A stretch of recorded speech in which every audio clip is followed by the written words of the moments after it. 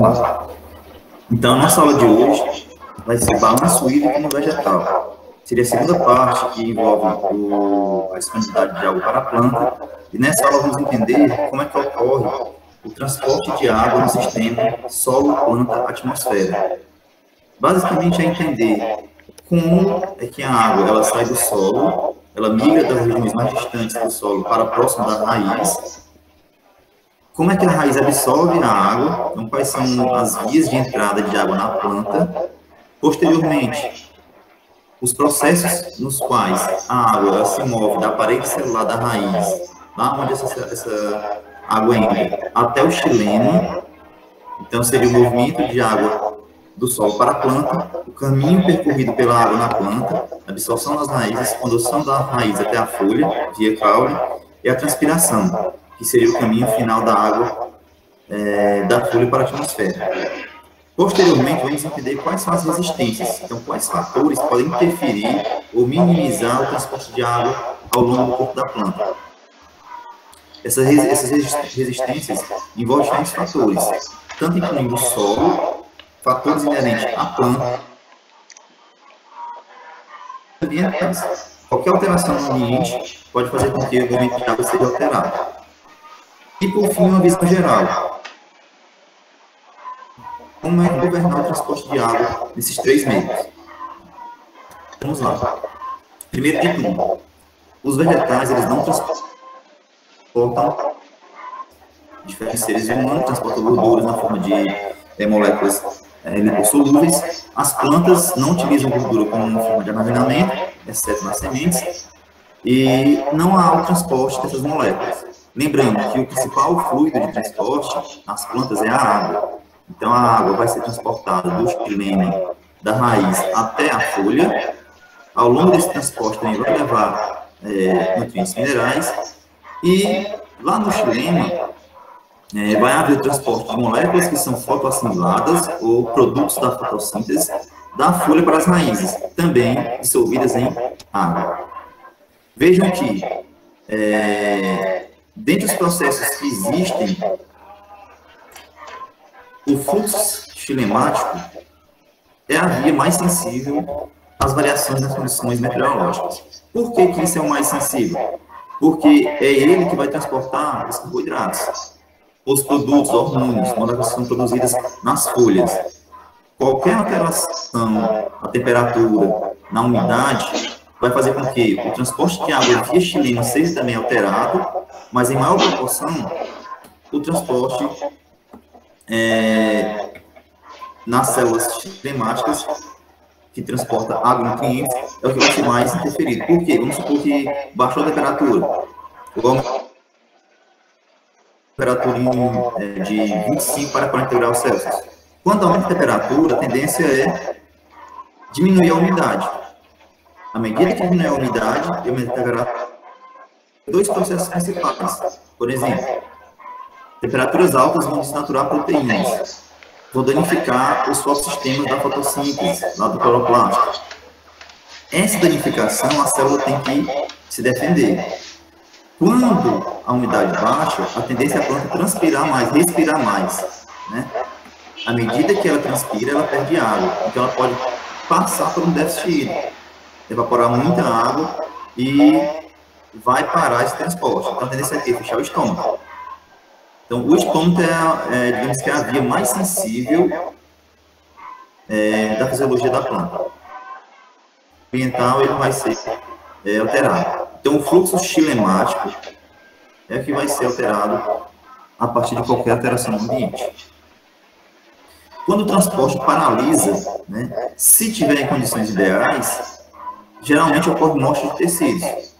Então, morte de células das raízes, morte de células das folhas, pode também ocorrer a cavitação, né, aí não seria morte de tecido, seria criar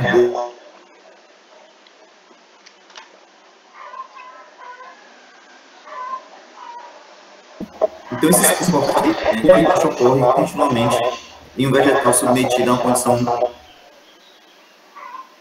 qualquer. Os mecanismos de fortificação são muito resistentes, ou muito mais resistentes aos fatores abióticos, aos estresses como temperatura, umidade, deficiência nutricional, do que o crescimento. Então, quando for haver uma redução no transporte de moléculas, o crescimento já foi afetado drasticamente. Tá? Ou então com outros processos, como é o caso da fotossíntese. A fotossíntese é um dos processos mais sensíveis. A gente vai entender por que mais à frente. Então, balanço hídrico nos vegetais. O que seria o balanço hídrico? Primeiro, vamos entender o seguinte. Nós vimos que a água é o principal componente das plantas. Então, se ela é o principal componente das plantas, temos que entender como que seus tecidos eles vão se ajustar quando ocorrer alguma variação no ambiente. Então, vejam que aqui nós temos uma espécie de cotiledônia. Nas raízes vai ocorrer entrada de água e vai haver esse transporte via xilema até a folha, onde pode ser transpirado. Então, supondo que uma célula de uma raiz seja colocada em uma solução hipertônica, o que é hipertônico? Quando o ambiente ou outra substância tem uma maior concentração do que a célula em questão. Então, no caso da célula da planta ser colocada em uma solução hipertônica, quer dizer que o ambiente está mais concentrado. Se vocês lembrarem da aula anterior, a gente colocou lá uma solução de sacarose, onde a concentração da sacarose era baixa e tinha um potencial osmótico relativamente alto. O da célula era mais baixo do que o do ambiente. Teoricamente, o transporte de água ocorre via potencial hídrico, correto? Então, à medida que a célula é mergulhada na solução hipertônica, essa solução está mais concentrada, o potencial osmótico dela está menor e o potencial hídrico também. Então, a tendência é a célula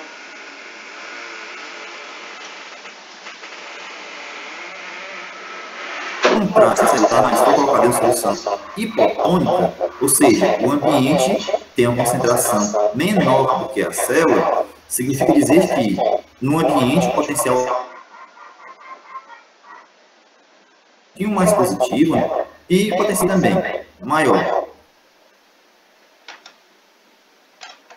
Enquanto trações maiores no seu interior e o potencial é menor. Então a tendência é a célula a absorver água. Isso é importante, gente, porque quando mais à frente vocês vão ver, à medida que a planta é submetida a um ambiente adverso, ela pode absorver ou não água. Exemplo, solo salino. Quando tem muito sal no solo, a tendência é o potencial hídrico do solo ser muito baixo. Mesmo tendo muita água no solo, mas aquele potencial hídrico é menor. E uma célula crescendo naquele ambiente, a tendência é ela não absorver água.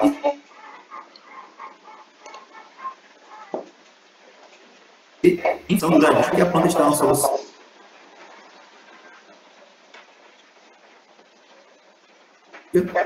as células principalmente, é necessário que tenha água para fazer a expansão dos tecidos, favorecer o crescimento, ter essa turgidez de folhas para captar a energia luminosa e realizar a fotossíntese. Então, tem um fluxo contínuo. A planta precisa absorver água das raízes, acumular nas raízes em certas células, transportar para as folhas e para os caules e distribuir nessa região. Além disso, vocês vão entender hoje que, para que haja o transporte de água da raiz para a folha, é necessária uma tensão negativa no xilema. Tá? Então, essa sensação da seiva contra a gravidade, ela ocorre graças a uma pressão negativa. Então, vamos lá. Como a água está sendo transportada pela planta, então, existem muitas formas de perder.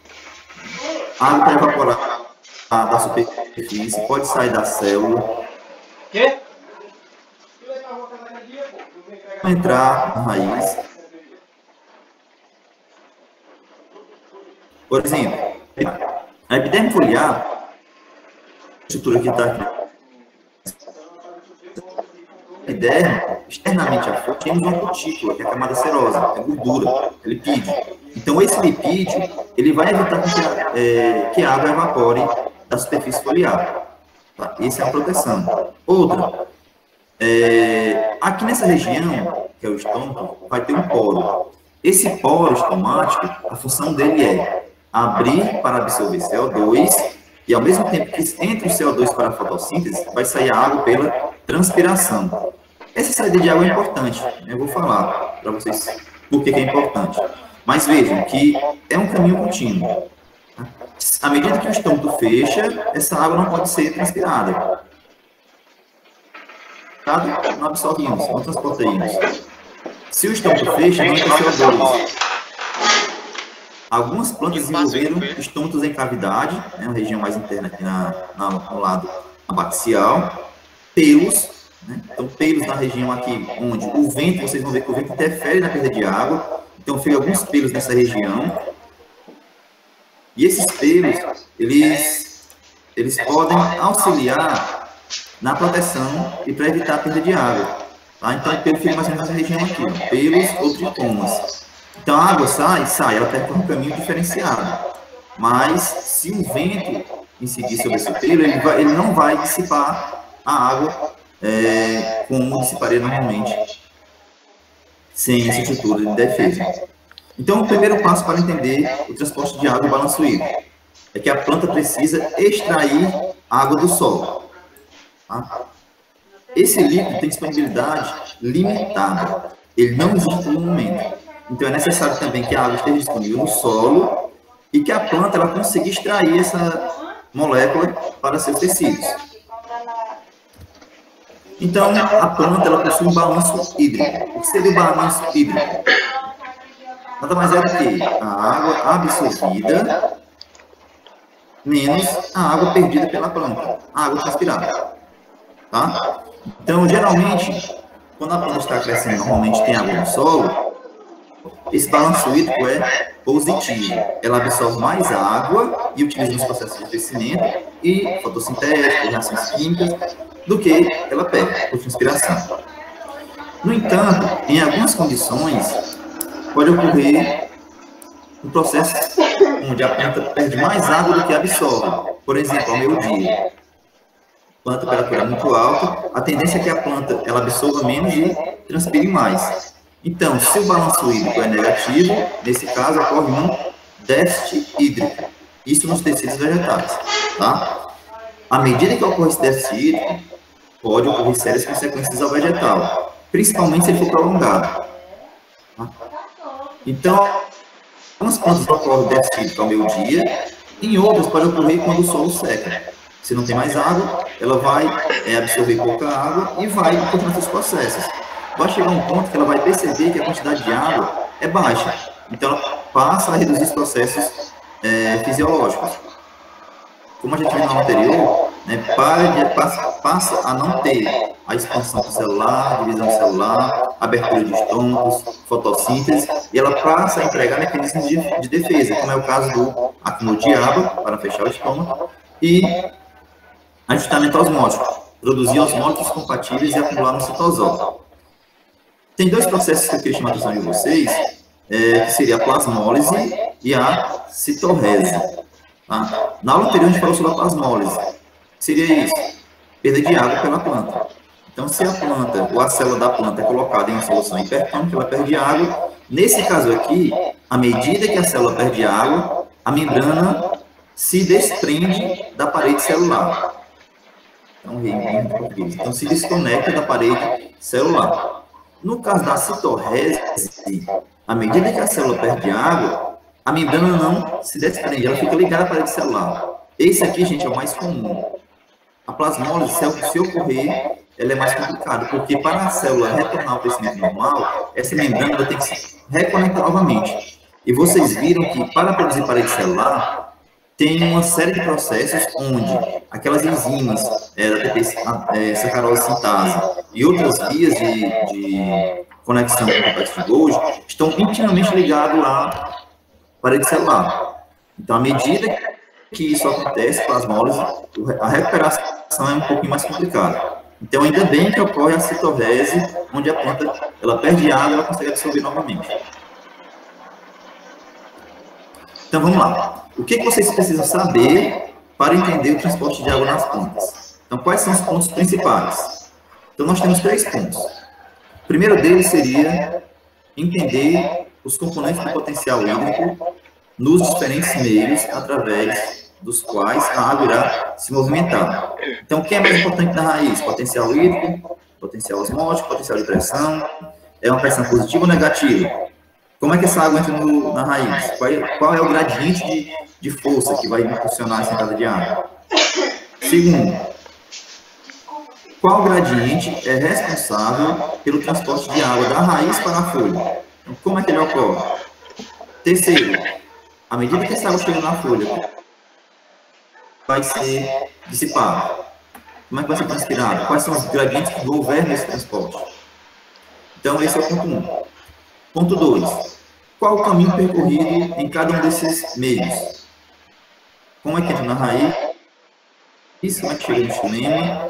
Da folha até a folha vai pelo xilema, a gente já viu, e da folha para a atmosfera. O que a água tem que percorrer? Tem alguma resistência? Qual é o mecanismo de defesa? Como é que a planta evita a perda excessiva de água? E, por fim, quais são as forças responsáveis pelo movimento? Então, vejam que todos estão implicados, né? Um depende do outro. E a gente vai entender nessa aula.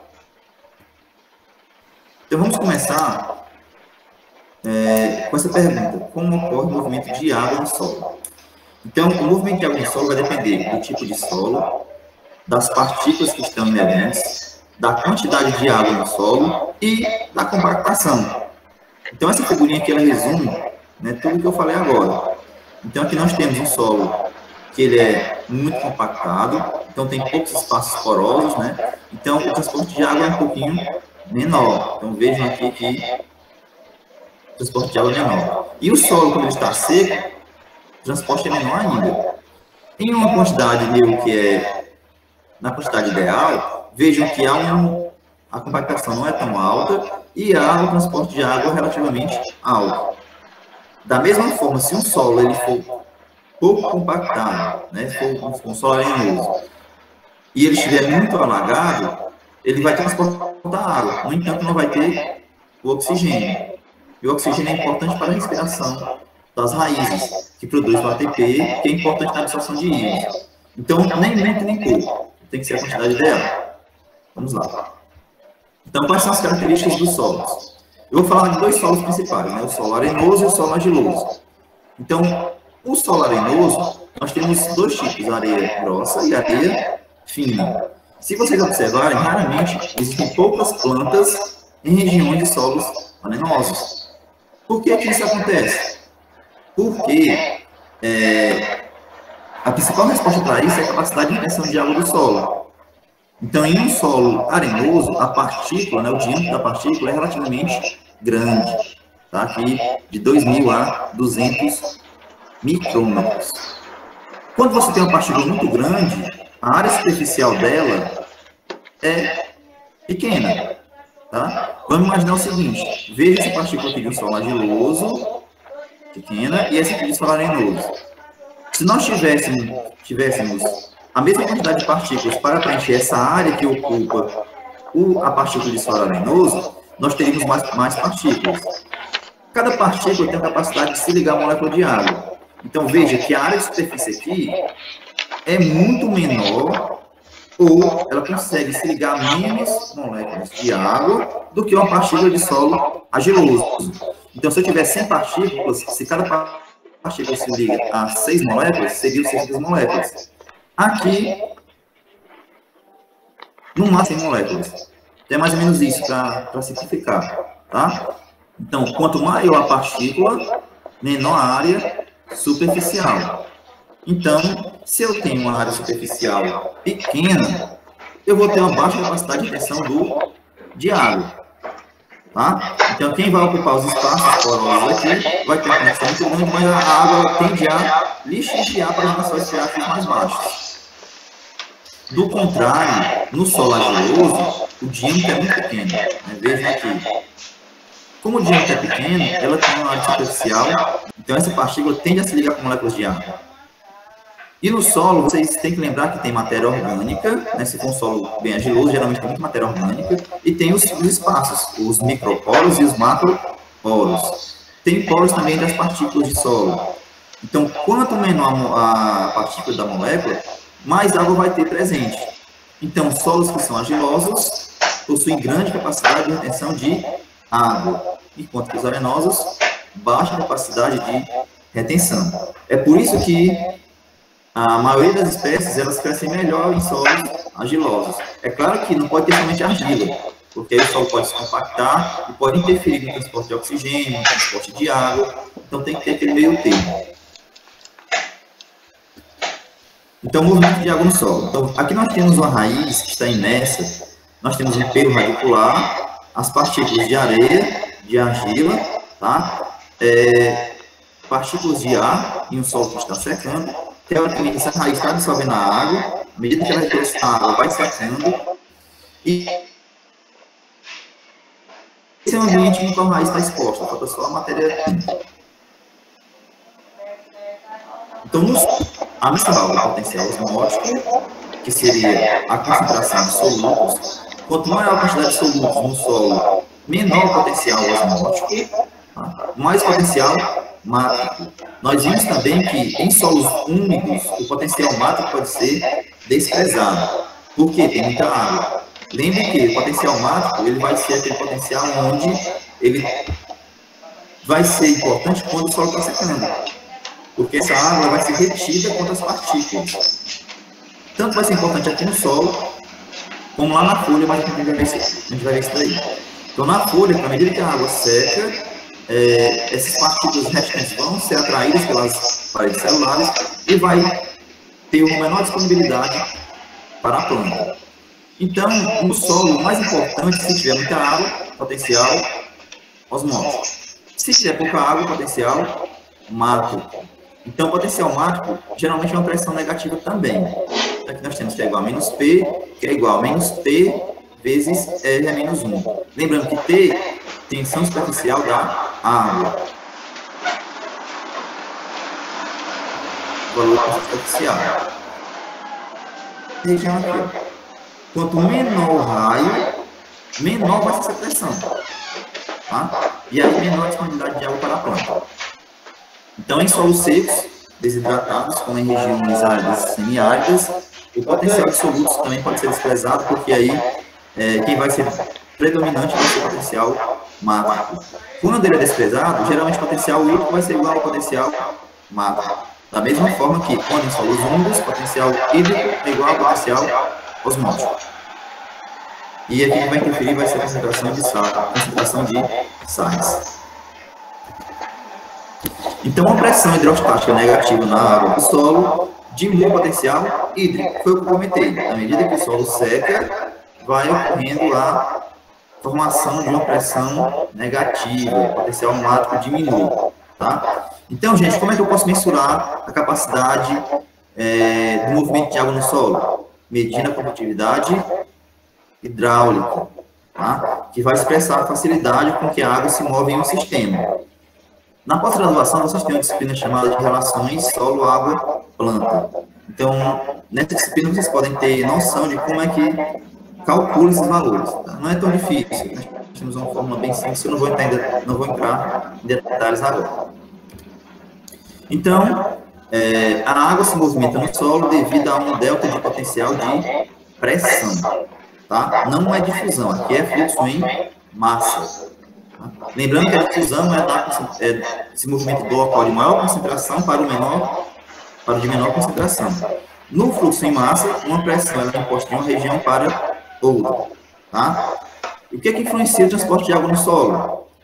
O tamanho da partícula e o teor de matéria orgânica, se é arenoso ou argiloso.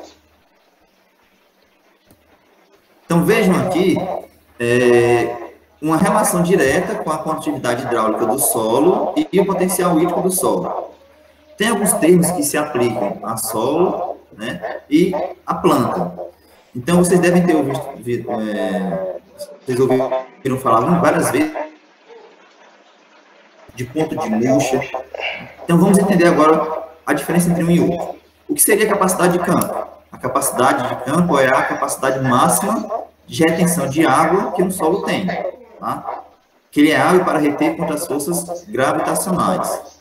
Então, à medida que essas moléculas de água se ligam às partículas do solo, vai chegar um momento que ele vai saturar. Então, quando ele satura, ele está na capacidade máxima de retenção de água. Tá? Essa capacidade de campo, como eu falei para vocês, depende também da partícula solos argilosos e em solos arenosos. Massa. Quilograma solo argiloso, ele vai reter mais arenoso. Isso é das partes. Então, vejam aqui. A condutividade hidráulica na capacidade de campo de um solo argiloso, né, um solo argiloso comum, tende a ser na casa de 10 a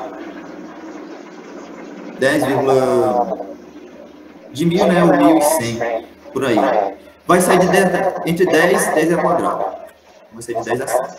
Aqui, esse valor é um valor típico, tá, gente? Isso pode ser diferente para outros tipos de solos. Condição aqui, o potencial hídrico do solo vai ser em torno de menos 0,01 a menos 0,1. Então, essa é a condição de retenção máxima. À medida que o solo seca, tá, a condutividade hidráulica do solo diminui e aí vai chegar no ponto de murcha permanente. Gente, importante alguns conceitos sobre o ponto de murcha permanente. Então, vamos falar aqui sobre ele. Qual é a definição do ponto de murcha permanente? A gente viu na aula anterior. É o valor do potencial hídrico do solo, no qual as plantas não podem manter a turgescência mesmo à noite. Isso quando não tem transpiração. Nesse caso, nós vimos na aula anterior que, para alcançar o ponto de murcha permanente, o potencial osmótico da folha deve ser igual ao potencial hídrico do solo, que é igual ao potencial hídrico da folha. Ou seja, eu não tenho um delta de potencial hídrico.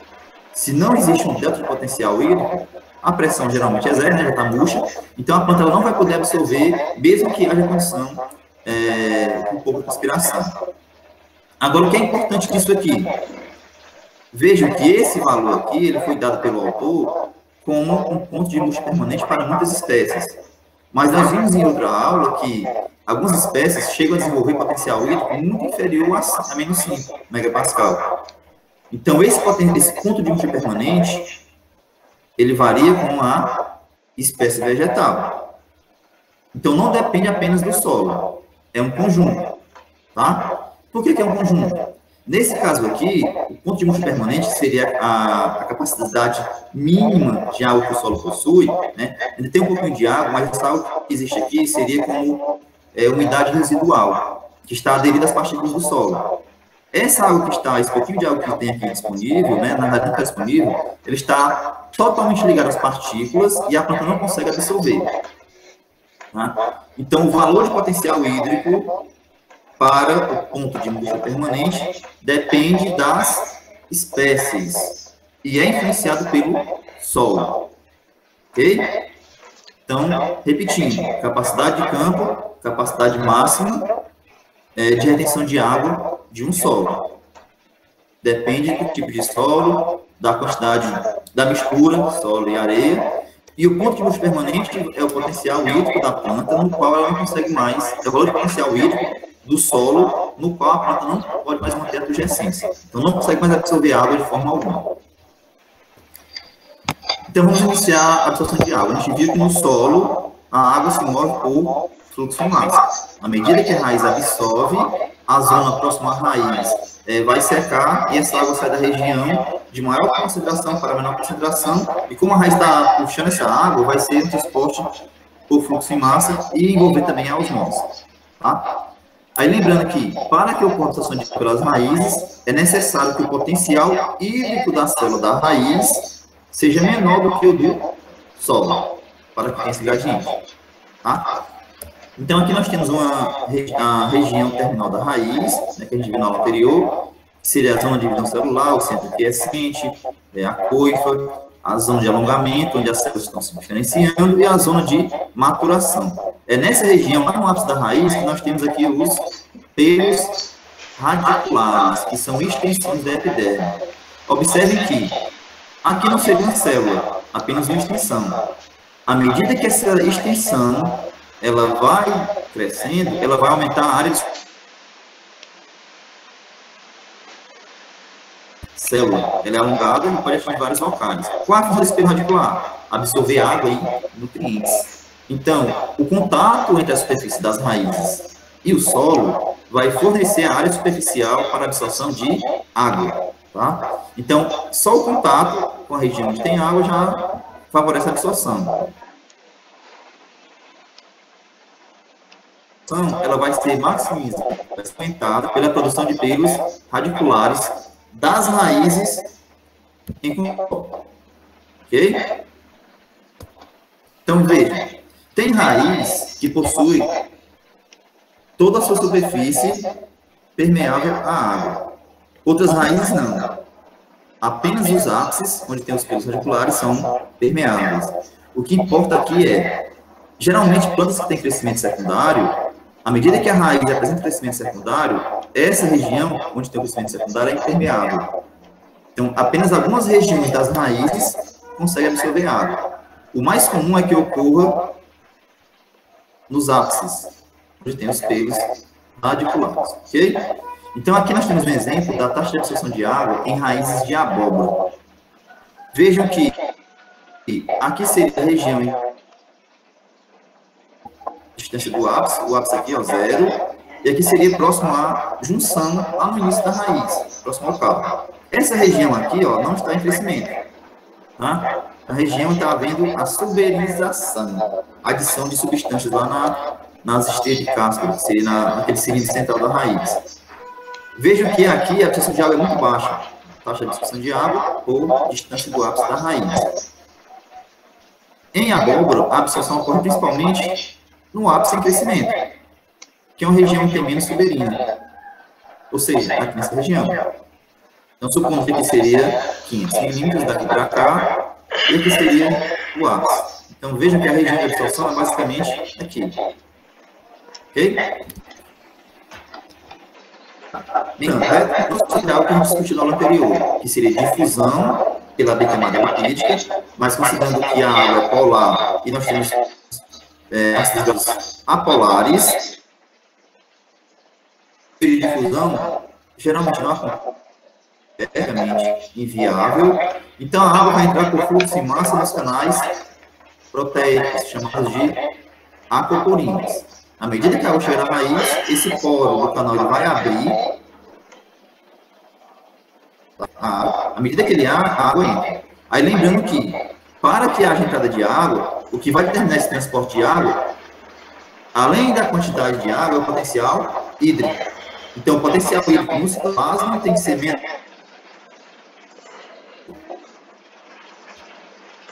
Que é menor, a tendência é o que? Envolver diante do maior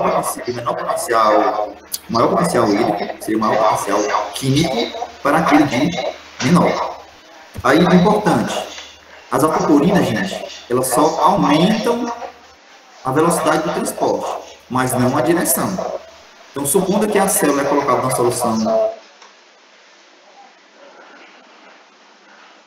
essa água que está aqui dentro ela está, ok? Pode sair. Então, se a planta está submersa a uma condição ideal, absorve. Se o solo passa a ter potencial hídrico menor, perde. Só que a planta consegue reter também a água dentro da folha. Como? À medida que a água entra na célula da raiz, a tendência é que ela seja acumulada no vacúolo ou seja transportada para o xilema. Então, ela não vai ficar aqui livre de citosol. Quem é que controla a entrada e a saída de água? Ou quem controla a abertura e o fechamento do canal proteico? Diversos componentes. Por exemplo, fosforilação proteica. Aqui é uma proteína de membrana, aqui são lipídios. Então, esse canal, vamos supor que a planta ela não precisa mais absorver água, ela quer parar o transporte de água. Pode haver a ligação de um grupo fosfato aqui na proteína e ela fecha o poro. Da mesma forma, mudou o pH. O pH da célula geralmente é em torno de 7 no citosol, de 6,5 a 7. Do vacúolo é 5 a 5,5. Se o pH mudar, essa proteína também muda a conformação e fecha o poro. Cálcio. O cálcio ele é um íon importante para vários processos celulares, mas também ele pode sinalizar o fechamento do canal de água, do porino. espécies reativas de oxigênio e heteromerização. Seria isso. Aqui seria uma molécula que pode danificar, né? Ela pode sinalizar o fechamento, e aqui seria uma conjugação de uma proteína com outra. Então, vejam que diversos processos, ou diversas moléculas podem regular a abertura e fechamento dos canais aquoporinos. Então, supondo que a aquoporina está aqui, ó, nessa região, né, nos pelos radiculares, e a gente viu que ela pode entrar tanto por difusão, menos eficiente, como por fluxo em massa nos canais. Então, os canais vão estar aqui nas membranas celulares dos pelos radiculares, ou então dessas células próximas, né, à superfície da raiz. À medida que a água entra na célula, ela agora tem que migrar para o xilema. Lembrando que o xilema, ele tem aqui o periciclo, tá? Tem as estrias de Caspary, que são células que têm a suberina, que seria um material que tem mais lipídios e que impede o transporte de várias moléculas. Então, para passar aqui, ó, tem que existir um mecanismo adicional, tá? E nós temos aqui as células que vão preencher que vão constituir o tecido de preenchimento, tá? Epiderme, tecido de preenchimento, célula do parênquima,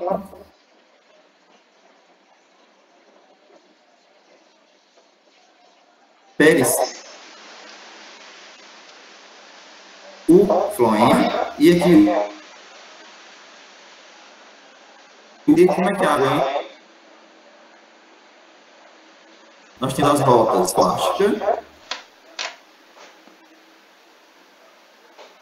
membranar, plástico. Então, vamos lá. Primeiro,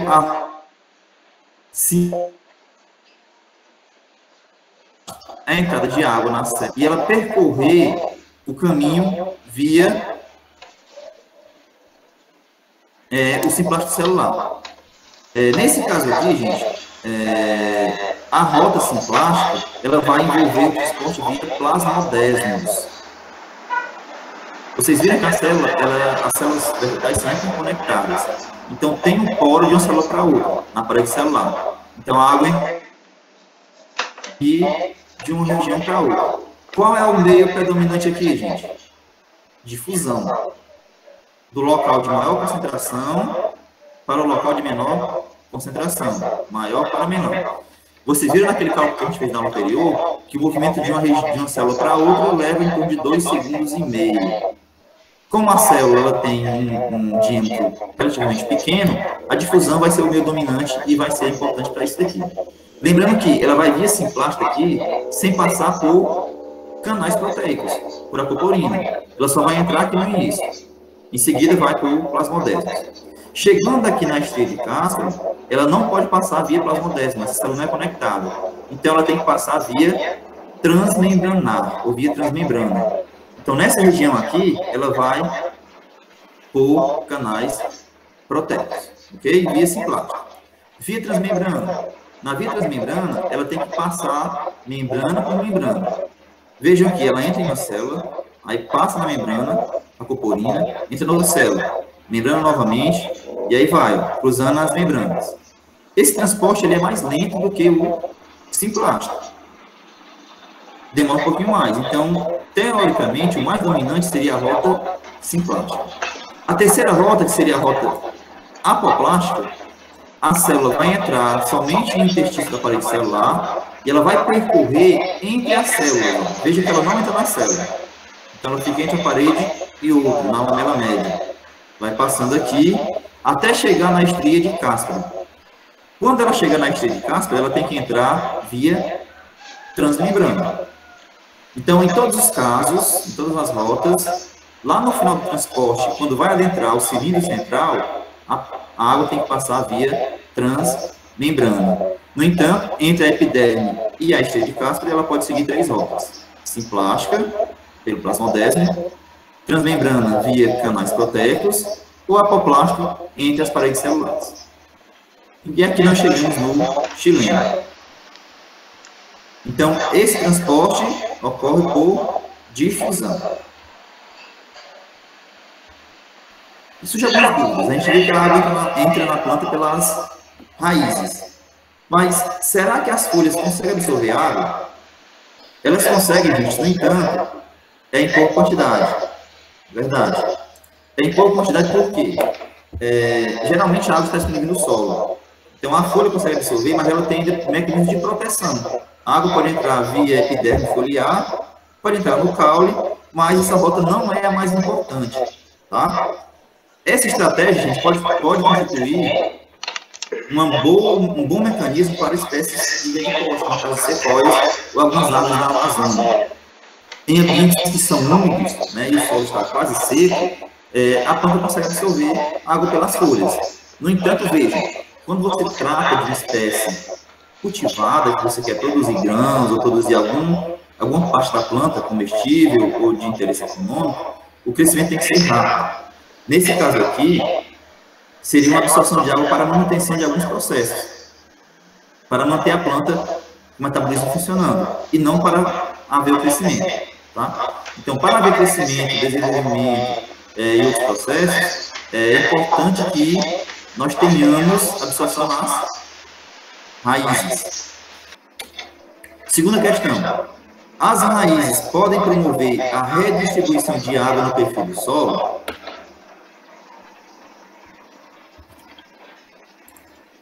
Ou seja, a água que está no solo, ela pode ser redistribuída por uma raiz, pode ir da região para outra. Vou mostrar aqui alguns papers que são bem interessantes, depois vocês podem dar uma lida. Tá? Essa redistribuição ela ocorre principalmente por espécies arbóreas, tá? E em épocas secas. É como se, veja que durante a noite, eu vou já explicar esse processo de glutação e transporte por pressão positiva. Vejam que a água ela sai do lençol freático mais baixo e tende a ser dispersada, tá? Porque a planta consegue acumular solutos nas suas raízes, baixo potencial hídrico, né? E vai ter uma ascensão da seiva por capilaridade. Isso durante a noite. Durante o dia, o que vai demandar esse transporte de água aqui vai ser a transpiração. Então, a redistribuição de água no perfil do solo ocorre principalmente durante a noite. Tá? E daqui a pouco vocês vão entender por quê. Eu trouxe esses artigos, né? Esses dois artigos aqui foram desenvolvidos aqui no Brasil. Tá?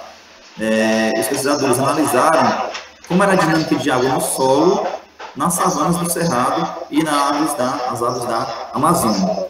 Eles provam, né, que uma espécie, acho que são 3 ou 4 espécies específicas, elas conseguem captar essa água lá no lençol freático lá embaixo e colocar na superfície.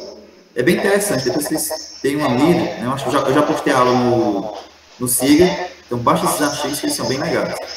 E esse aqui também, ele mostrou a distribuição de água em espécies do deserto. Tá? Então, não é à toa que existem espécies no deserto, porque as plantas conseguem ter um ecossistema e uma auxiliar a outra.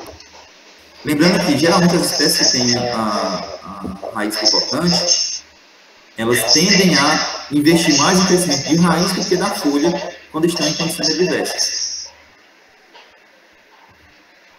Então, vamos lá. Quase parando na primeira parte, continuando no intervalo de 5 minutos, mas vamos falar aqui sobre o transporte de água no caule. Tá? O que seria o transporte de água no caule? Vocês viram que o caule tem a função de sustentação da parte aérea e de conectar a folha e raiz. O caule, diferente das raízes, né, a função dele vai ser meio que conectar os tecidos. Ele tem paredes celulares secundárias, que são espessadas, né, que são paredes celulares com muito revestimento com celulose e lignina. Tá? Vejam que aqui nós temos o elemento, as células do floema, nessa região. Né? Aí tem floema secundário e primário, aqui é o campo vascular, ó, nessa região, que dá origem ao floema secundário e o xilema secundário. Temos aqui as fibras, tá? Uns raios do xilema, células do parênquima. Veja que quando o floema secundário passa a ser produzido, essa casca aqui basicamente é floema secundário e células do parênquima, que meio que se intercalam. Se vocês observarem aqui, nós temos as conexões, tá? Esse elemento de seiva, que seria a célula do floema, ela é acompanhada por uma célula companheira. A célula companheira vai suprir as células do xilemento, que são vivas na maturidade, com moléculas energéticas. Nessa região, nós temos os elementos do vaso e os traqueídes, que são células do xilema. As células do xilema são mortas na maturidade. Então, tá aqui os exemplos. Os traqueídes, elas são células alongadas e as terminações não têm a placa de perfuração. Já os elementos do vaso, eles são conectados uns aos outros pelas placas de perfuração. Aqui, ó. Formando aquele duto que eu comentei na aula anterior. Além disso, todas essas células, elas têm as pontuações. Deixa eu só ver, alguém comentou. Outra querendo entrar?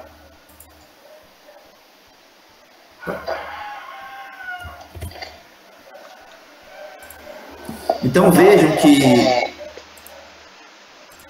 os traqueídes e os elementos do vaso, eles possuem pontuações na sua estrutura celular. São células alongadas, e essas duas células, gente, são células mortas na maturidade.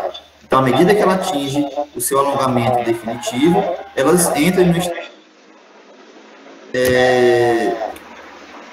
de morte celular programada, mas sim elas deixam de existir alguns componentes celulares. Por exemplo, aqui não vai ter mitocôndria, não vai ter o núcleo, vai ter a primeira parede celular, partes da membrana plasmática e algumas proteínas. Então, qual a função dela? Conectar umas às outras e conectar também lateralmente entre si. Eu vou já explicar qual a função desse polo, mas é fundamental para as plantas que estão transpirando. Então, aqui seria a micrografia de elementos do vaso. Vejam aqui a parte de perfuração, uma célula do elemento do vaso, a segunda célula. Nessa pontuação, essa conexão vai entre células vizinhas. Tanto vai ocorrer o transporte pelas placas, quanto pelas pontuações. Tá? Em algumas espécies, essas pontuações, elas possuem uma região, uma estrutura chamada de touro. Qual é a função do touro? Supondo que aqui eu tenho duas células interconectadas, tá? E nessa célula aqui, do meio, houve a formação de uma bolha de ar. Quando ocorre a formação de bolha de ar, o transporte de água pelo xilema para. A célula não consegue fazer a sucção da seiva, né, o transporte contra a gravidade. Para evitar que todo o sistema entre em colapso, a tendência é o quê? Isolar apenas aquela célula que que houve cavitação. Então, o touro vai lá, vai fechar esses poros, as pontuações que interconectam essa célula com essa. Então, vai isolar toda essa célula aqui. Ok? Então, aqui seria uma estrutura de células coníferas, né? Mas as outras plantas vasculares, como é o caso das plantas cultivadas, os mais comuns são esses aqui. Então, nós temos paredes celulares secundárias, que são mais rígidas, e aqui nós temos parede celular primária. Então, essa membrana da pontuação tem o mesmo sentido do touro. A diferença é que ela é mais simples. Aí, lembrando que no caule, a água é transportada sob tensão, ou pressão negativa.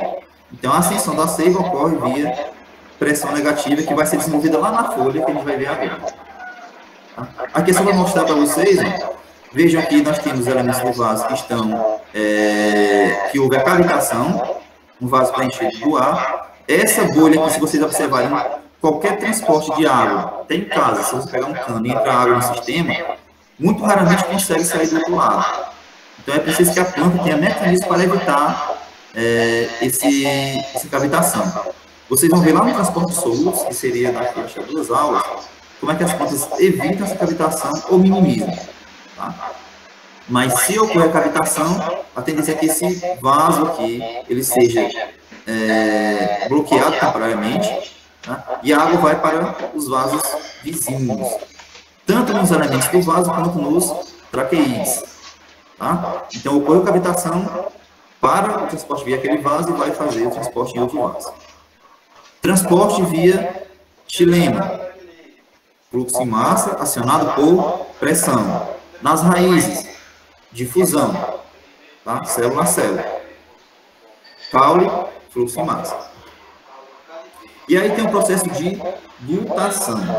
Gente, Muita gente fala, vocês vão ver lá no livro, né, quando estiver no capítulo, cuidado para não confundir gutação com orvalho.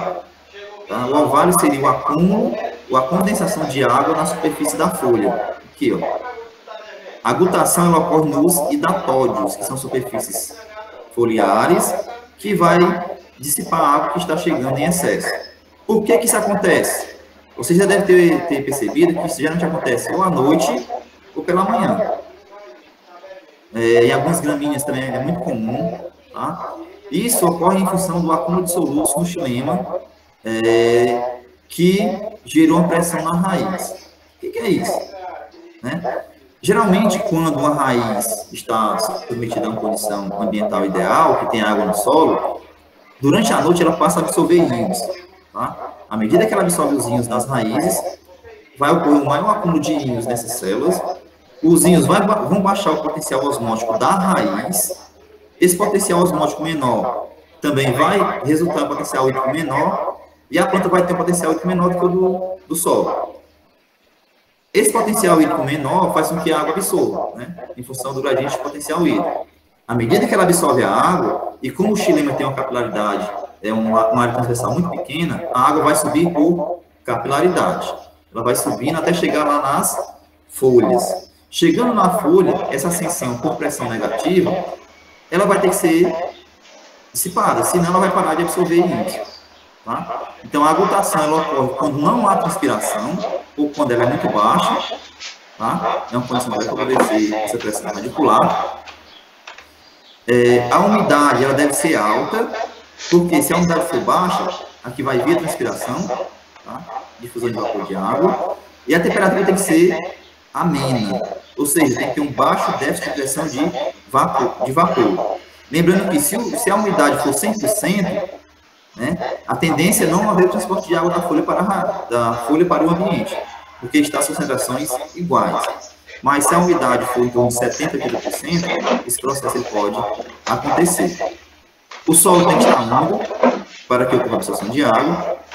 Não pode estar salino, porque mesmo que esteja, se o solo estiver salino, a absorção de água na raiz não vai ter esse gradiente potencial hídrico. Então não vai ocorrer a absorção de água na raiz. E geralmente tem que ser na noite ou nas primeiras horas do dia.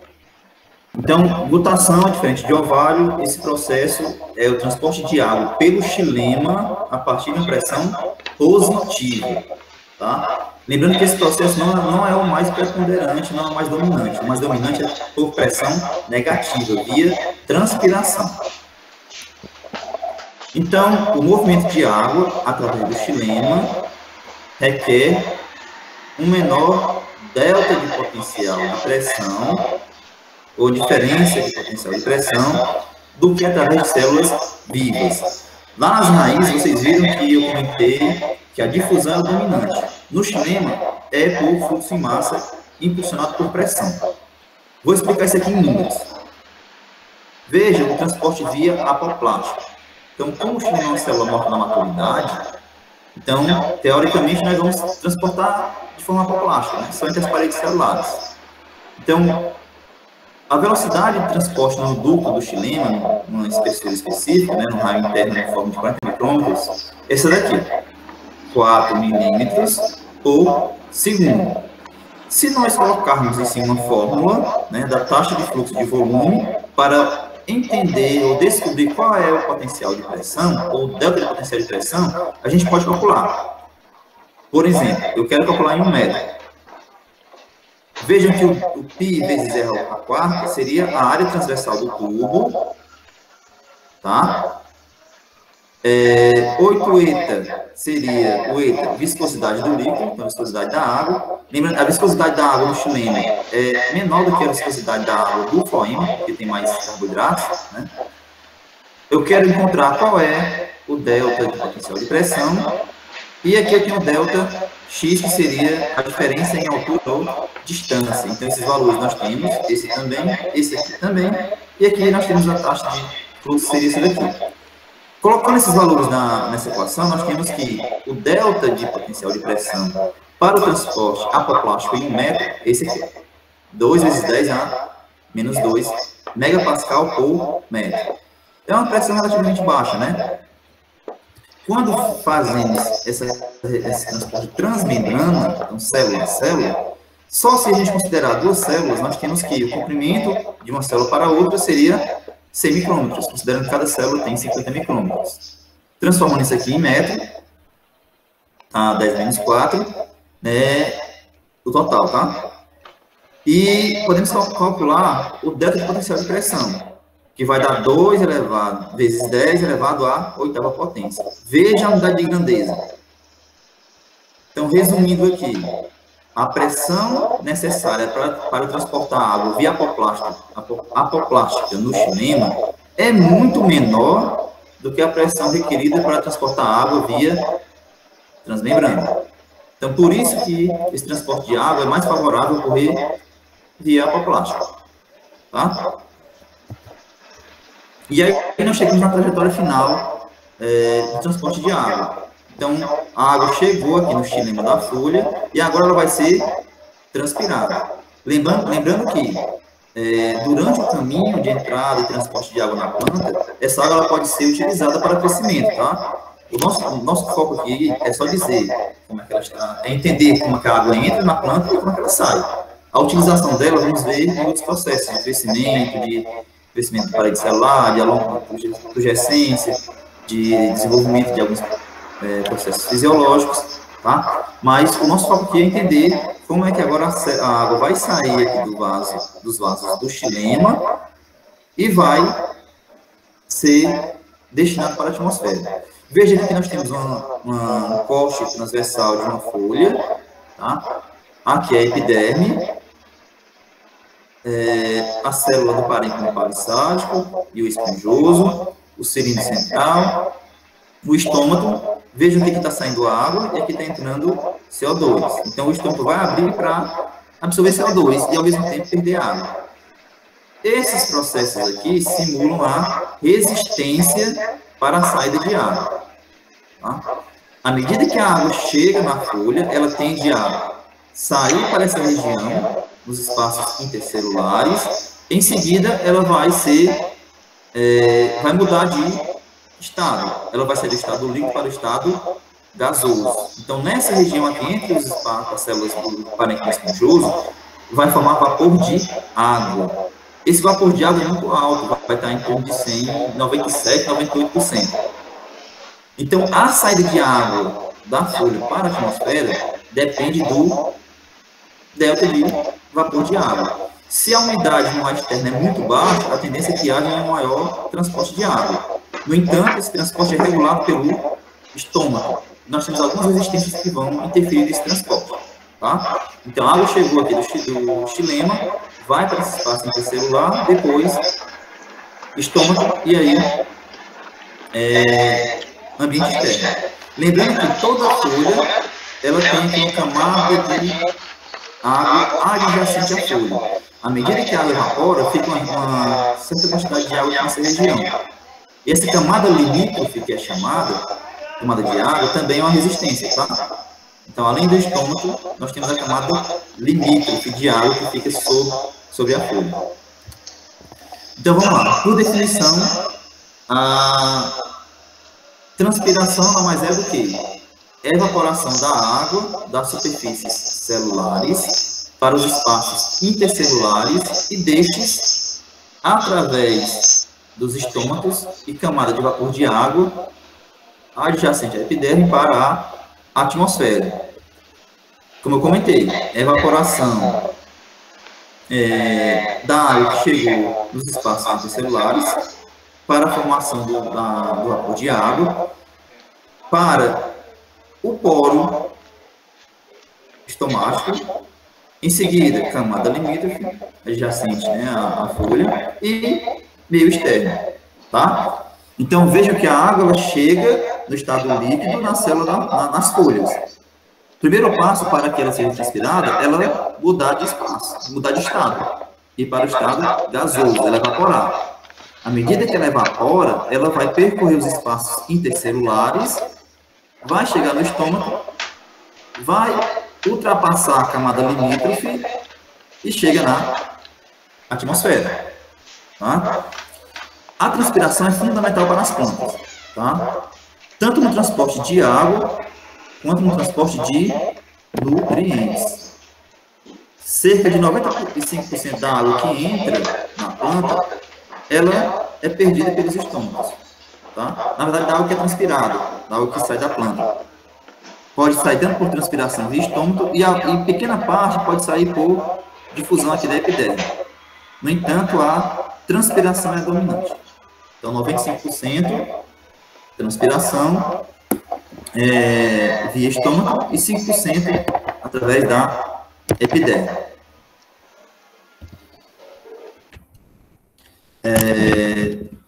Então, a força propulsora para o transporte de água através da folha, que sai para a atmosfera, vai ser a diferença na concentração de vapor de água.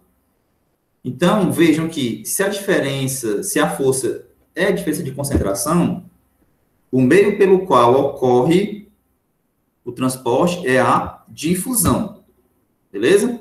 Então, a difusão é o processo dominante no transporte de água da folha para a atmosfera. E dois fatores principais, eles interferem nessa transpiração. O primeiro deles vai ser a diferença na concentração de vapor de água. Quanto menor for a umidade do ar, maior vai ser o transporte. Ok? Então, em regiões com umidade muito alta, esse transporte basicamente é zero. Então, a planta não consegue resfriar as folhas. Você pode até fazer um teste. Então, crie um ambiente com casa de vegetação ou um ambiente com plástico. Pega um borrifador, borrifa dentro da casa de vegetação, nesse ambiente, e mantém a umidade 100%. Então, pega lá um termoigrômetro e mantém a umidade 100%. Coloca a folha, a planta completa dentro desse ambiente, e mede a temperatura da folha. Você vai ver que, mesmo com muita água no solo e com umidade alta, a temperatura da folha é muito mais alta do que um ambiente aberto. Por quê? Como o vapor de água no ambiente é 100% e o da folha também é 100%, não vai ter difusão. Concentrações iguais no equilíbrio. Então, a planta ela tende a ficar com a temperatura mais alta. Então, é importante que tenha esse déficit, ou então esse delta de vapor de água. No entanto, se o delta for muito grande, por exemplo, Bom Jesus, no final do ano, a umidade chega a 15%. Imagine uma folha com 95%.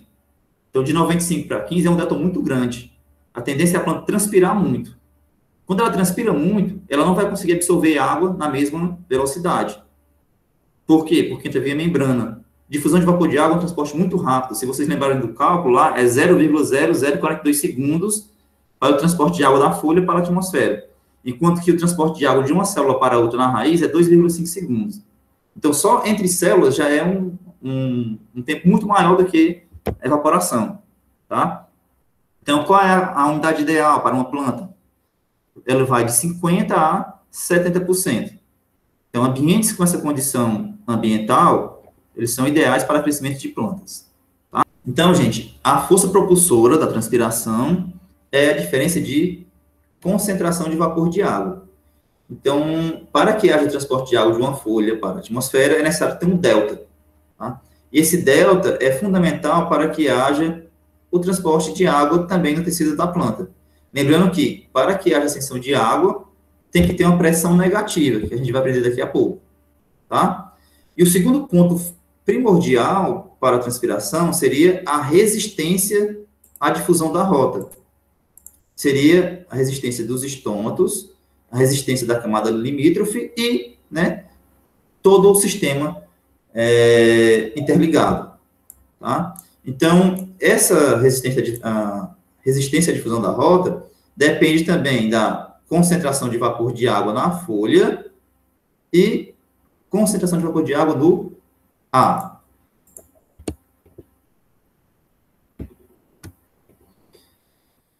Eu trouxe alguns exemplos aqui, né, de algumas espécies onde foi mensurada, né, o potencial hídrico em diferentes pontos da planta. Tá? Aqui uma espécie arbórea, são árvores de regiões secas, né, regiões áridas lá dos Estados Unidos, uma planta C3, uma planta C4 e uma planta suculenta, uma planta cana. Observe que nas espécies arbóreas, o potencial hídrico lá no ápice, na parte mais alta da planta, atinge valores de -4, -2, né? No intermediário, -2,2, -1,2, aqui no caule, -0,9, 0,7, e na raiz e solo, -0,6. Veja que tem um delta, tá? Lá na folha, o potencial hídrico é menor do que na raiz. Então, isso favorece o transporte de água, tanto para absorver pela raiz, como o potencial hídrico na folha é muito menor, né? E o ambiente tem uma pressão atmosférica muito menor em função da umidade, transpira, absorve água. Então, gera coluna de água. Esse valor, na planta C3, tá? Ele chega em torno de -1,31 megapascal. E no solo, a raiz está com -0,35. Também tem um delta. No entanto, a grandeza, né, da unidade é muito menor do que uma planta, de que uma espécie arbórea. E aí meio que explica um pouquinho o que o Alisson comentou, o que ele perguntou, né? As espécies da caatinga, o que elas fazem? Elas acumulam muitos solutos aqui nas folhas e baixam o potencial osmótico em uma grandeza maior. Já uma planta C4, que ela é mais tolerante, vocês vão ver lá na parte de fotossíntese, elas têm mecanismos que vão concentrar o CO2, elas vão perder menos água. Consequentemente, elas podem absorver água em regiões que estão áridas. Então, o potencial hídrico aqui, ó, é muito menor do que o potencial hídrico na espécie C3. Nas plantas CAN, qual é a função delas? Qual é o mecanismo dela que é diferente dos outros? Elas têm uma suculência, né? O que seria a suculência? Elas acumulam muito solutos no citosol e absorvem água. Como elas só transpiram durante a noite, quando vão abrir o estômago para a fotossíntese, então, durante o dia, o potencial hídrico dela não é tão baixo. Veja que o delta, né, é muito pequeno daqui para cá, ó, da folha para a raiz. Só que há o transporte, mas em menor intensidade do que nas espécies que têm metabolismo C3 e C4. E aí tem uma análise importante, que seria a relação de transpiração, ou a eficiência do uso da água. Significa dizer que essa variável de RT, ela vai dizer o quanto aquela planta está sendo eficiente para produzir matéria orgânica. Nesse caso, aqui a unidade seria em grama, então você pode calcular esse valor analisando a água perdida pela planta, pela matéria seca produzida. Como é que isso pode ser calculado? Então, você pode calcular a evapotranspiração da cultura, né? Tem de referência, tem a atual. Você tem que ter dados ambientais e você pode estimar o quanto de água no solo foi utilizado por essa planta. Quando você analisar a quantidade de água que foi perdida, você pode analisar a quantidade de massa seca produzida. Então, vamos supor que a cada grama, no caso aqui da planta de soja, para cada grama de matéria seca produzida, ela precisa de 450 a 950 gramas de água. Então, quase 1 litro de água para 1 grama de massa seca. Então, é uma planta, por ela não ter mecanismo de concentração de CO2, ela precisa absorver muito CO2, então perder muita água bem no estômago, e para ter um crescimento favorável. Em regiões de clima relativamente ameno, elas crescem muito rápidas, né, o crescimento dela. Já as plantas C4, no caso aqui é o milho, nós temos que, para cada grama de massa seca produzida, vai ser gasto em torno de 250 a 350 gramas. Então, elas são mais eficientes do que as plantas C3. Isso no uso da água, tá? Então, em regiões que são quentes, essas plantas vão se sobressair em relação às plantas C3. Mas, quando coloca as duas plantas crescendo simultaneamente numa condição amena, a planta C3 cresce maior. Cresce mais rapidamente, né? Então, vejam que a eficiência do uso da água é maior nas plantas C4 do que nas plantas C3. Já as plantas CAN, no caso aqui um exemplo, o cacto, o mandacaru, utiliza muito pouca água para produzir massa seca. Veja que vai de 18 a 125. Então, elas são altamente eficientes. E esses dados fornecem indícios da eficiência da planta no uso da água. Por quê? Elas só vão transpirar à noite, quando a temperatura é mais baixa, a umidade relativamente não é tão baixa quanto é durante o dia. Então, elas são muito eficientes no uso da água. No entanto, o crescimento é muito lento. Então, quando comparado uma planta CAN com C4, o crescimento é bem diferente, tá? Então, essas plantas são plantas pouco exigentes em água, e essas duas são plantas muito exigentes em água. E essa aqui seria a mais exigente e a menos eficiente com relação ao uso da água. A planta perde água, né? Ela vai dissipar muita água pela transpiração. A transpiração não poderia ser evitada? Então, se tem perda de água pela transpiração, qual é a vantagem dela? Então, tem várias vantagens, como a gente viu, né, eu já citei algumas vezes, ela transporta íons e certas substâncias para as partes aéreas, então até moléculas orgânicas podem ser transportadas, então essa é uma função, auxiliar na absorção de nutrientes e transportar para os órgãos em crescimento, transportar água para os tecidos também aéreos, evitar excesso de turgescência, então, quando a planta tem muita água nos seus tecidos, ela ativa a abertura do estômago para transpirar. Ela pode até não estar utilizando a água para crescimento, mas pode evitar esse excesso.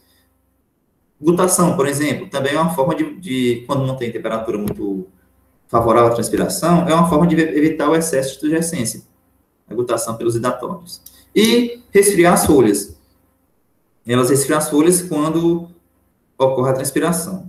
E aí surge essa pergunta, né? Até uma questão que pode estar ligada naquela questão do hálito, das plantas da caatinga. Como explicar que plantas de regiões áridas e semiáridas, exemplo, pau branco e sabiá, transpiram pouco e não tem temperatura da folha muito alta? Então, são os mecanismos que eu citei, né? É a folha ser mais espessa, ter mais fibras, ativar vias de condução e convecção, ativar mecanismos bioquímicos, como é o caso do ciclo da veloxantina e de astaxantina, vamos ver mais à frente. Tá? Então, a transpiração é importante, gente, ela tem que acontecer. Tem várias funções. Vou mostrar um vídeo para vocês.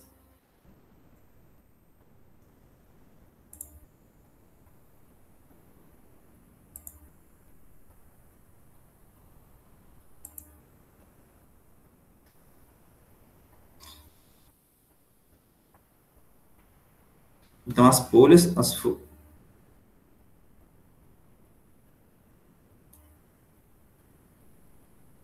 interessantemente, as árvores movem a água por perder água.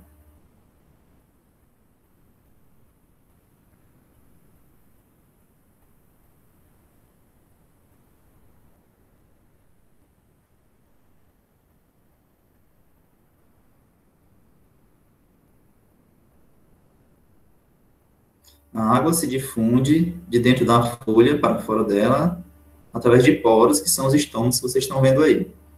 Então, veja a água saindo da forma gasosa. Então, dentro da folha, tem espaços de ar, onde a água evapora constantemente através das superfícies ao redor das folhas. Então, para ver melhor a água, vamos mostrar o vídeo, né, as células em azul. Então, veja que a água forma um filme ao redor das células, incluindo as paredes das células nas veias das folhas, né? Então, as veias são os tubos, como células, são mostradas em marrom. São as paredes celulares, né?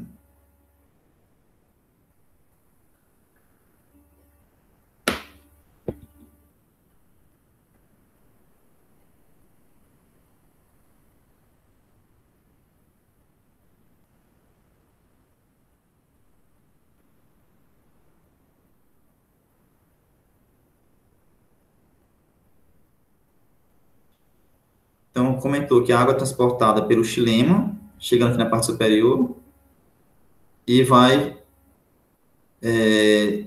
sair para o espaço intercelular e depois vai formar uma forma de vapor. E aqui seria o mecanismo de coesão, tensão, que eu vou falar nos próximos slides. Então, vamos dar uma olhada na superfície da célula da planta. Está aqui na parede celular. Então, uma fina camada de água cobre a célula, né, da parede celular da célula.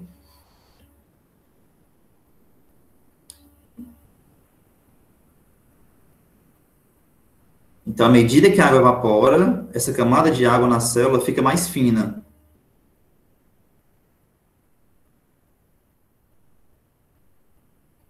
Aí tem a adesão, né, da água à parede celular.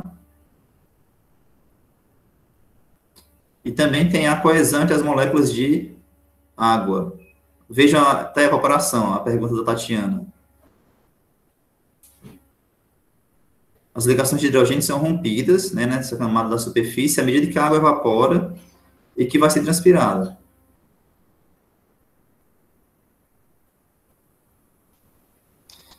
Aí, em função da coesão e adesão, a transpiração cria uma tensão. À medida que evapora, puxa essa coluna de água do xilema. Aí são os vasos do xilema, veja a conexão entre os elementos do tubo, a placa clivada. E agora vamos lá para a raiz. Do solo para dentro das raízes.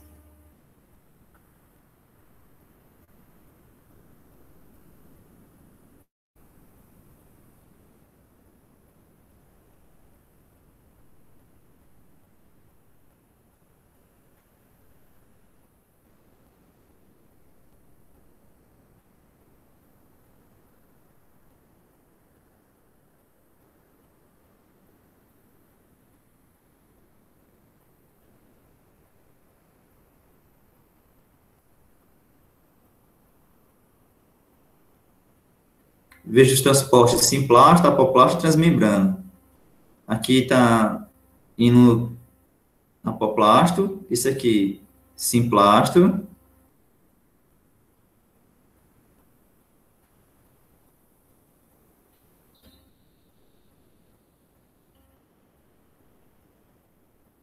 Até chegar ao xilema. Lembrando que quando chegar a estria de Caspary, ele tem que passar a transmembrana.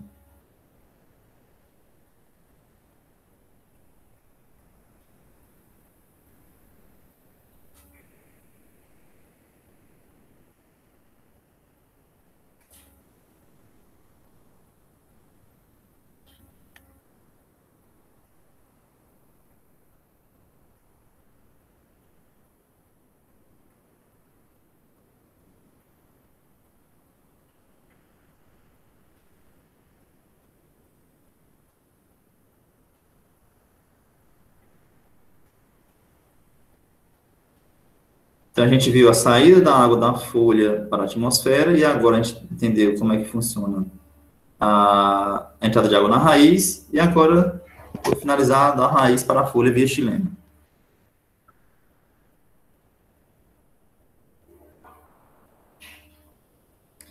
Aqui é importante a coesão e a adesão, né? As moléculas estão ligadas umas às outras.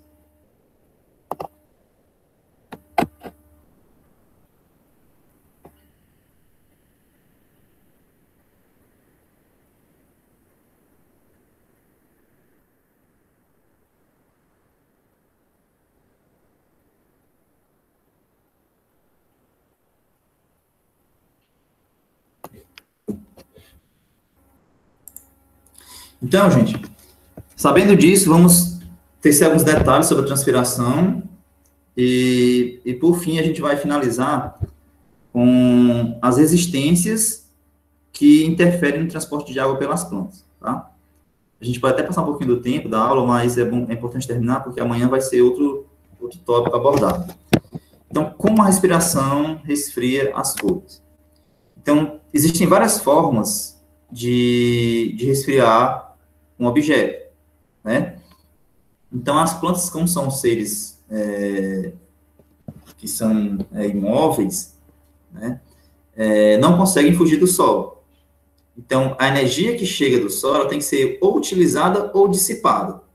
Parte da energia é utilizada na fotossíntese. Outra parte é dissipada com radiação com comprimento de onda mais longo. Então, por que as plantas são verdes?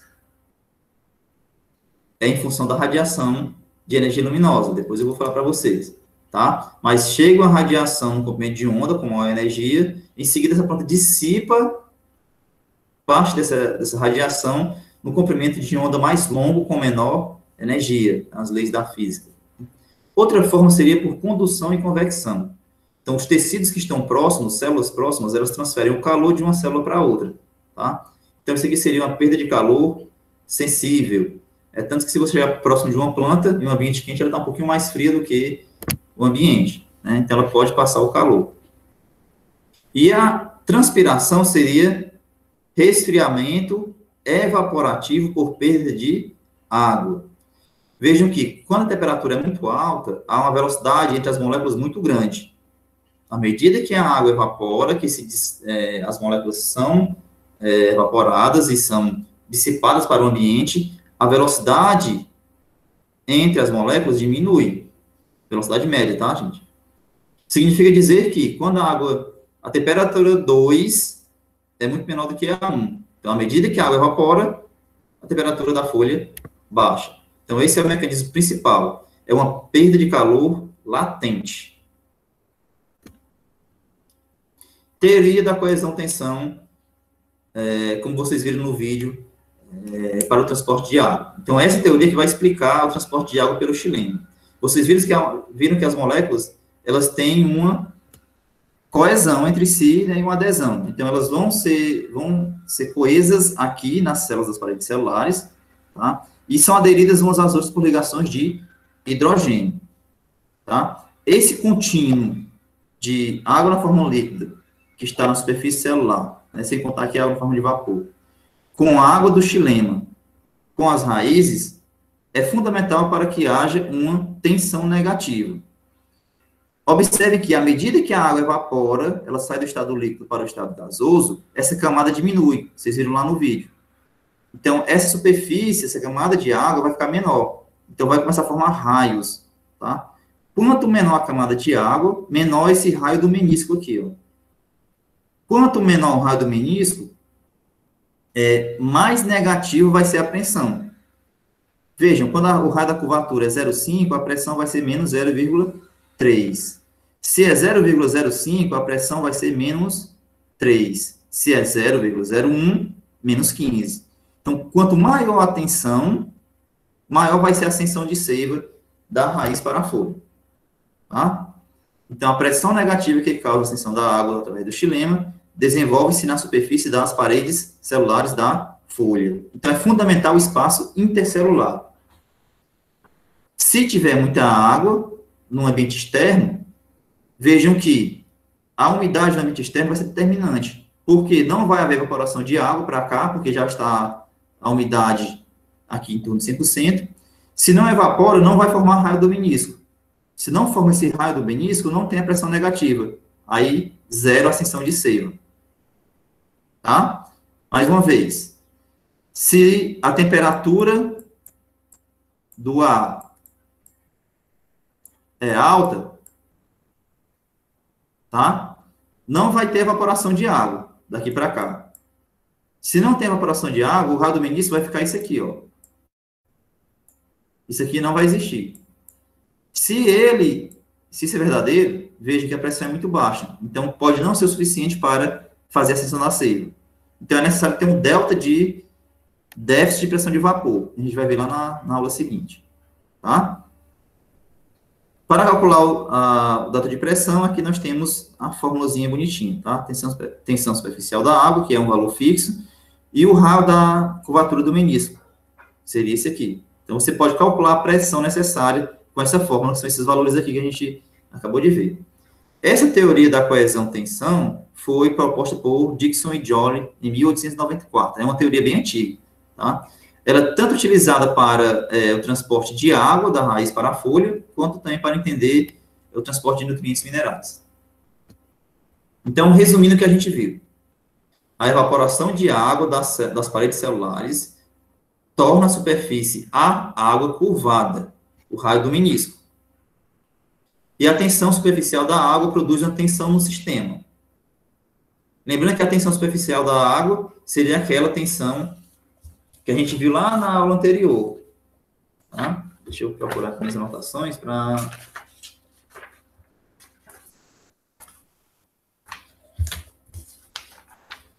A tensão superficial da água seria a energia necessária para aumentar a área de superfície de uma interface gás-líquido. Então, como a planta, né, a célula da folha, tem essa característica de armazenar água, à medida que ocorre a evaporação, a tensão superficial evita que ela evapore toda a água que está no xilema também. Tem que ter uma energia muito alta. Vai apenas ocorrer a evaporação. E aí favorece esse processo. Quanto maior for a retirada de água, menor será o raio de curvatura do menisco. E mais negativa será a pressão. Então, à medida que a temperatura ela tem uma redução ou um aumento, vai interferir nessa retirada de água. Se a temperatura é alta, a umidade ela tende a ser baixa, evaporação muito alta. E aí vai controlar essa perda de água. Lembrando que chega um momento que a planta ela não pode perder muita água, então ela tem que fechar o estômago. Tá?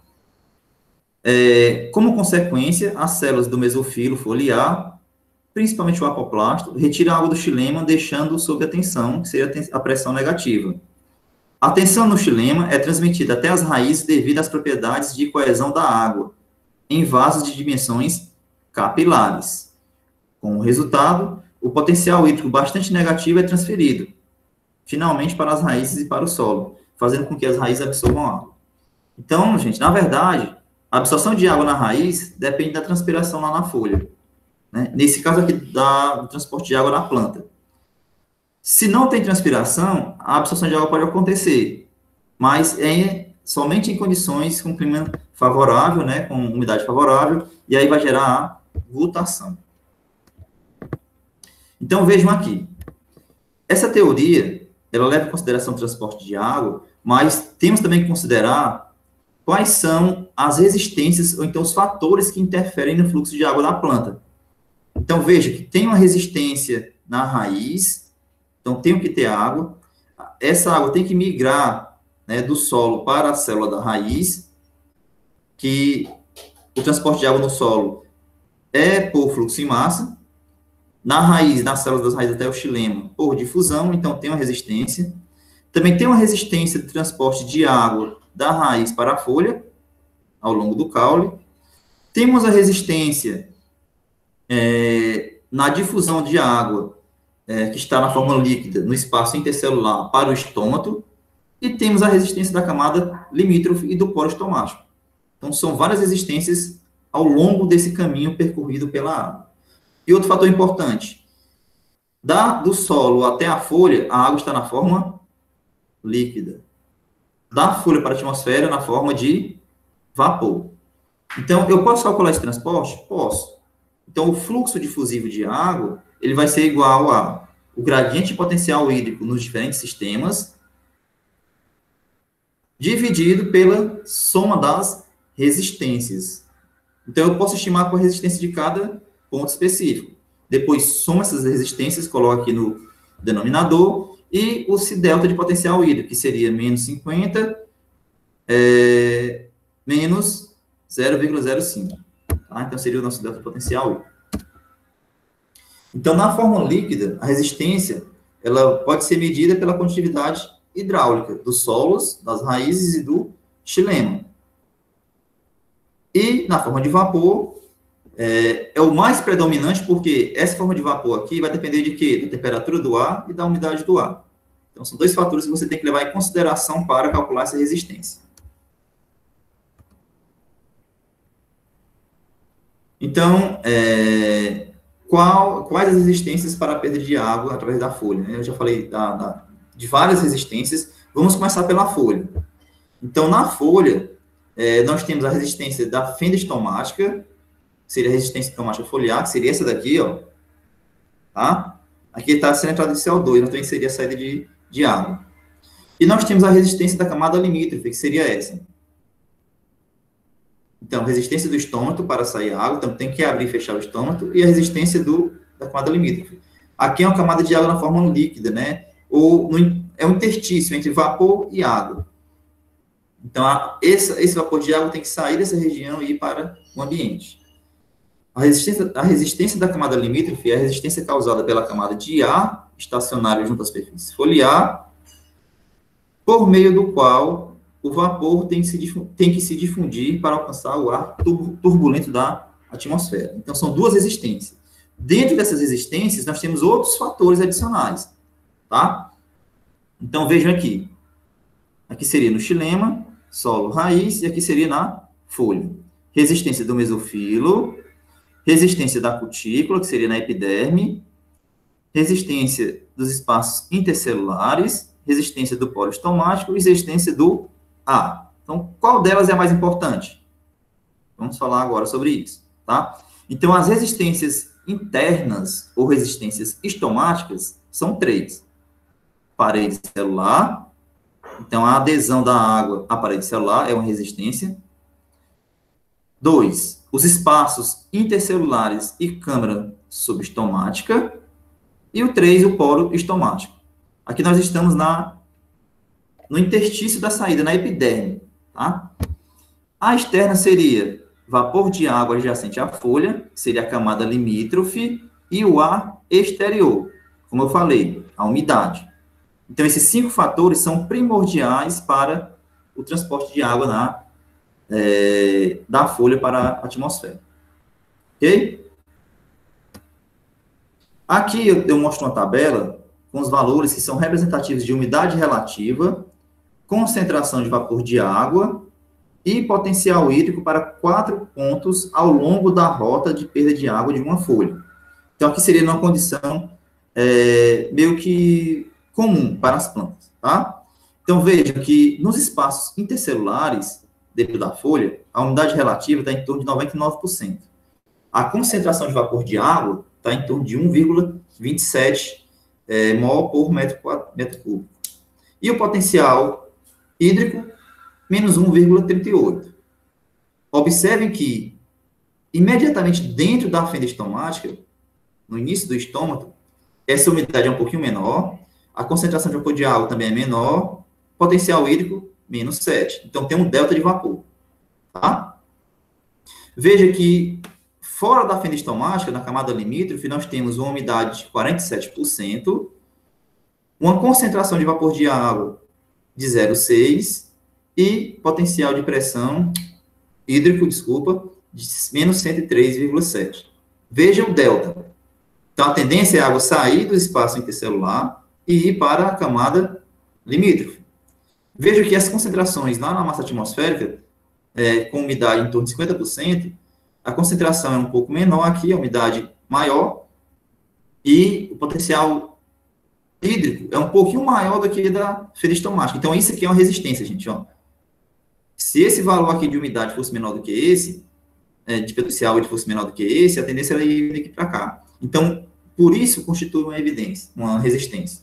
Mas, quando tem o ar, ele pode interferir nessa camada limítrofe, que eu vou falar agora para vocês. Então, resumindo essa figura, dentro da folha tem uma alta umidade. Fora da folha tem que ter umidade baixa para ter transporte de água. Então, pode-se afirmar que quanto maior a resistência, menor vai ser o fluxo transpiratório. Quando analisamos esse estômago aqui em cavidade, com o tricoma, né, ele também é uma resistência. Então, na maioria dos casos, para espécies conhecidas, ou quase todos os casos, a resistência interna ela é muito maior do que a externa. Então, a resistência estomática da parede celular, do espaço intercelular e do poro estomático é muito maior do que a resistência da camada limítrofe e da massa atmosférica. E essa resistência interna, como eu comentei, ela é resultado dos componentes oriundos dos estômatos. Então, do grau de abertura dos estômatos, da densidade dos estômatos, dos pelos, que estão importantes, tá? Do número de estômato numa folha. Então, vocês vão ver que tem espécies que tem mais estômatos na folha do que outras. Então, isso vai interferir bastante na fisiologia da planta. E aqui, com relação ao ar. Vejam que o ar também é fundamental para a transpiração. Porque ele pode modificar as resistências. Aqui nós temos um fluxo transpiratório, tá? Em miligrama de vapor de água por metro quadrado por superfície foliar. E aqui nós temos a condutância estomática. Vejam que quando a condutância estomática é 0, os dois, independente do ar, se o ar está em movimento ou se está parado, o fluxo transpiratório é o mesmo. À medida que a abertura do estômago aumenta, Veja que o ar em movimento, no ar em movimento tem um maior fluxo transpiratório. Por quê? Porque o ar em movimento, ele vai retirar a camada limítrofe. Como ele tira a camada limítrofe, o que acontece?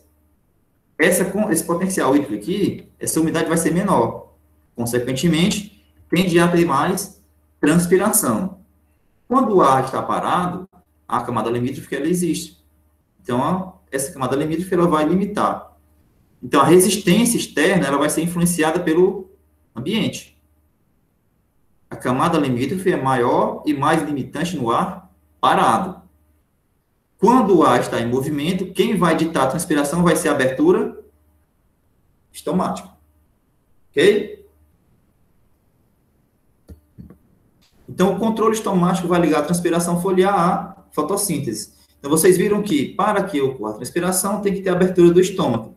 E a função desse estômago é o quê? Absorver CO2. Isso vai ser o tópico na aula de fotossíntese. Mas só simplificando aqui, vejam que o estômago ele possui 2 células guardas e 2 células subsidiárias. A abertura do estômago, gente, é controlada por água. Então, para que ocorra a abertura desse poro, tem que haver entrada de água no vacúolo das células guarda. A gente vai ver mais à frente. Então, esse estômago ele tem uma fenda, tá? Que é uma longa abertura. Ele vai estar aberto quando a célula está túrgida e vai estar fechado quando a célula está sem ar. Tá? As células guarda, elas são sempre ladeadas por um par de células epidérmicas, células subsidiárias.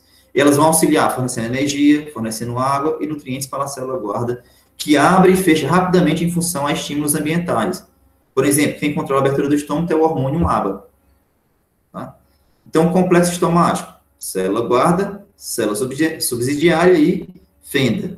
O termo correto a chamar essa estrutura é complexo estomático, tá? E aí a gente, às vezes, chama de estômago, mas quando falar estômago, vocês têm em mente que seriam esse conjunto geral de células.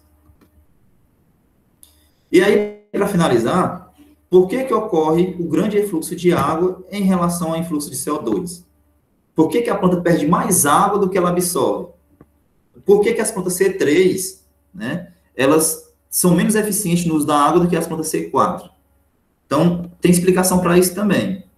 Vejam que aqui no estômago, à medida que o CO2 entra, dióxido de carbono, a água e o oxigênio saem. Lembrando que a água é o produto da transpiração. E o oxigênio é o produto da fotossíntese. Tá? Então, troca de gases ocorre aqui. Primeiro, a explicação para isso é: o gradiente de concentração que controla a perda de água é 50 vezes maior que aquele que controla a absorção de CO2. Então, dentro do espaço intercelular, a umidade é cerca de 100%. No ambiente, é muito menor. Tá? Quando analisamos o CO2, né, esse gradiente, a concentração fora e dentro da folha, esse delta é muito menor. Tá? Então, no ambiente, a concentração hoje de CO2 está em torno de 400 ppm, 390 ppm. Enquanto que dentro da folha, dependendo da espécie, ele vai para 100, 120, 200. Tá? Então, veja que é só o dobro. Enquanto que a de água é muito maior. Outro processo importante. A água se difunde muito mais rápido que o CO2. Para a água sair do estômago, tem apenas aquelas resistências, que é a parede celular, espaço intercelular, poro estomático, camada limítrofe. Já o CO2, não. O trajeto do CO2, para que o CO2 seja utilizado é muito complexo e grande, mais longo. Primeiro, ele tem que romper o plasmalema de uma célula, a membrana plasmática, tem que entrar dentro da parede celular, a membrana plasmática. Depois, tem que migrar dentro do citosol da célula, tem que entrar dentro do cloroplasto e chegar até o estroma, onde estão as enzimas que realizam a fixação biológica, a fixação bioquímica de CO2. No caso aqui, a rubisco para a planta C3 e a pepcase para plantas C4. Então, vejam o tanto que ele tem que percorrer. Além disso, a enzima tem que estar ativa. Veja que a água não precisa de enzima para estar ativa. Basta a proteína lá, a purina, abrir na raiz que vai entrar a água. Já para o CO2 ser utilizado, tem que ter enzima ativa. Para que a enzima esteja ativa, tem que ter luminosidade, tem que ter a fase fotoquímica da fotossíntese. E aí vai ter que ter vai demorar um pouquinho mais do que a perda de água. Resumindo, gente, a planta perde muito mais água do que absorve CO2. E aí, o nosso contexto geral da aula de hoje é esse daqui. Vejam que, analisando os fatores envolvidos, o fator limitante para o movimento de água através da planta é a resistência dada pelas paredes celulares, espaços intercelulares, câmara subestomática e camada de vapor de água adjacente à folha. São os determinantes para o transporte de água. Porque a absorção vai depender de quê? Da raiz absorver nutrientes e os pelos radiculares encontrarem a água. Só que para haver esse transporte aqui, tem que ter transpiração. O caule é uma conexão. Então, ele vai ter os ductos, que o que importa para ele é que a raiz esteja absorvendo água e que a folha esteja transpirando. E aí ocorre transporte por tensão. Por que o potencial hídrico das raízes é mantido baixo? Porque as raízes, gente, também absorvem nutrientes. À medida que ocorre o acúmulo de sais nas raízes, baixa o potencial osmótico. Consequentemente, vai baixar o potencial hídrico. O potencial de pressão da raiz, ele ocorre em função da transpiração. Vai ter uma pressão negativa, vai subir a seiva e aí vai ter a turgescência das raízes. Em conjunto, isso tudo aqui explica a teoria da coesão-tensão de ascensão da seiva. Tá? E aqui a gente já viu essa figura na aula anterior, que tem esse gradiente de potencial hídrico entre pontos distintos na planta. Tá? E esse é o resumo da nossa aula. Tá? No solo, no xilema, a água líquida move-se por fluxo em massa. Tá? Em resposta ao gradiente de pressão. Essa pressão no solo é positiva, no xilema a pressão negativa, uma tensão. Quando a água transportada do estado líquido atravessa membranas, né, e aí ela vai chegar na raiz de um local para outro, ela pode ir via transmembrana, apoplasto ou simplasto. Quem governa esse transporte, ou a força propulsora para esse transporte, é a diferença no potencial hídrico através da membrana. E ocorre por difusão, à medida que a raiz absorve a água. Então, esse fluxo osmótico ocorre quando as células absorvem a água e quando as raízes a transportam do solo ao xilema. Do xilema para a folha, fluxo em massa, tensão. Na fase de vapor, lá na folha, a água move-se principalmente por difusão, pelo menos até atingir o ar externo, onde a condução, né, a convecção, que é uma forma de fluxo em massa também, a convecção, transformação de calor, ela torna-se dominante. Então, gente, esse é o nosso contato nas nossas plataformas digitais e até a próxima.